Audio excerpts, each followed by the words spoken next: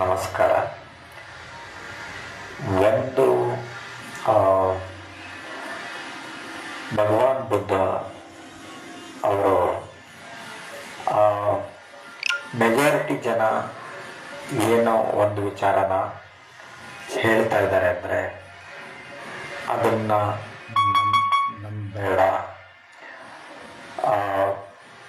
ಬುದ್ಧ ಭಗವಾನ್ ಬುದ್ಧರು ಈ ಮಾತು ಹೇಳಿದ್ದಾರೆ ಅಂದ್ರೂ ನಂಬೇಡ.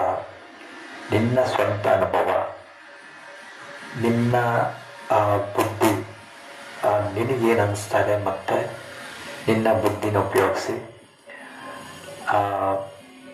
ಪರಿಸ್ಥಿತಿಯಲ್ಲಿ ಸಮಾಧಾನಕರವಾಗಿ ಪರಿಸ್ಥಿತಿನ ನಿಭಾಯಿಸಬೇಕು ಅಂತ ಹೇಳಿದ್ದಾರೆ. ಎಲ್ಲ ಪರಿಸ್ಥಿತಿಯಲ್ಲೂ ಮನಸ್ಸನ್ನು ಶಾಂತವಾಗಿಟ್ಕೊಳ್ಳೋದು ಅಭ್ಯಾಸ ಮಾಡ್ಕೊಬೇಕು. ಪುರುಷರಿಗೂ ಅಷ್ಟೇ, ಮಹಿಳೆಯರಿಗೂ ಅಷ್ಟೇ, ಮಕ್ಕಳು